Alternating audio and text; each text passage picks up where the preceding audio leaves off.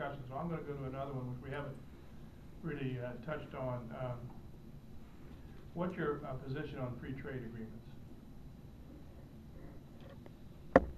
Well, I like to call it more fair trade. I know some of the opponents of trade in general like to say free trade because they like to get that mindset out there. We need to have a strong trade policy that encourages fair trade, and we need to not take a protectionist or isolationist policy in this country, because that will kill jobs, will hurt our economy. And the other thing it does, if you think back to World War II, when we had that type of policies, and during the Depression, when people around the world were struggling, it gave the impetus for people like Hitler and those types to come to power, because people are looking for a change and hope, and it's fearful because we've closed our borders. So we need to have a policy where we're going to trade. I think this country, we can trade and we can compete with anybody in the world if it's a level playing field. And I'll give you an example where it hasn't been a level playing field, and that's with China. China has manipulated their currency. They've kept the yuan down. They won't let it float with free market conditions. That's give them a huge competitive advantage, and we should not tolerate that. And we should not tolerate when a foreign government subsidizes an industry in their country when they're exporting products to our country. As soon as that's determined that there's government subsidizing that industry, we need to slap tariffs on there to bring that cost of that product up to a level so it's a level playing field. So I'm a free trader to the aspect that it's fair trade, and every third row of corn in Ohio is exported. You just think about the jobs that are created in the export market, and all this money that the federal government's borrowing because the deficit spending they're running, that money has to come back. It either comes back in the way of investments or it comes back in trading with us. Otherwise, it's pretty much useless for them. So we need to have a trade policy that holds our trading partners accountable. And the problem was when China wasn't in part of GATT and the WTO, they could do whatever they want. But now they're in part of that. They're in that now. We need to hold them accountable, and here's the rules, and we need to play by the rules, or else we need to take serious action. But it's going to be tough to take action, for example, against the Chinese when we owe them too much money because they're our banker. That's bad policy, and the way we're headed that way is going to be more so, and it's going to be hard to deal with the Chinese on trade, or if we have to deal with the tyrants in North Korea, how do we do that? China's not going to be with us if they're going to pull the string. So back on the trade, fair trade, and make sure that everybody's playing by the level playing field, and our private sector, our entrepreneurs and innovators can't compete if it's fair.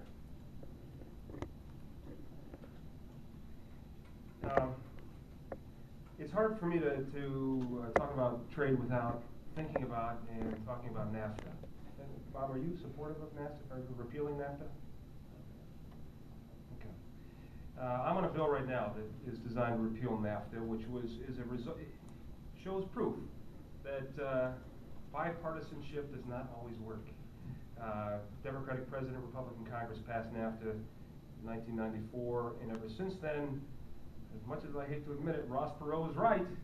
We've heard a giant sucking sound, and that has been jobs leaving our shores. And if you walk around or drive around our congressional district, it's not uncommon to see these large manufacturing facilities sitting now empty. In some cases, they may be used for warehousing, but many of them are empty, and it's a very sad sight. Having grown up in Dover, in the presence that Reeves Mill had there with so many people in that small community, and what an important player it was in our local economy, it's sad. So what are we going to do about it? Well, I agree in the sense that we can't, protectionism is not the answer. We cannot put the genie of the global economy back in the bottle. And we have to compete internationally. But we have to do it on terms and conditions that are fair to everybody. Not just those who are participating directly at the point of the trade, the multinational corporations, but everybody, certainly including the American worker, who asks for nothing other than to be put on a level playing field. Now, what does all that mean? I think it means the imposition of disincentives or tariffs if you manufacture goods overseas and you don't abide by some basic fundamental labor standards.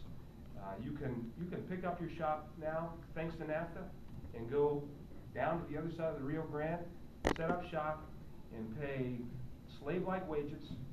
You don't have any environmental accountability. You don't have to worry about unemployment compensation, workers' compensation. You don't have to be mindful of child labor laws. You don't have to create a safe workplace. You don't have to pay health care. You can make your product and ship it right back over the border and put those manufacturers who stayed here out of business. And there's something terribly wrong with that picture. Again, I'm not asking to throw up walls around our country and disregard international trade, but let's do it in a way that's fair. And as far as the devaluation of currency goes, I agree with Mr. Gibbs on that. That's one small part of a very big picture. I'm on a bill right now that would consider intentional acts of devaluation of currency an unfair trade policy, which should help prohibit that from happening. I'm also on a bill, like Charlie Wilson, who spoke earlier, to rescind NAFTA directly and start over at the negotiating table. Bottom line is we need a level playing field, and when we have a level playing field, no one on the planet can compete with the American worker and American ingenuity. Thank you, gentlemen. Again, it makes me proud to be here and associated with two such high-class individuals.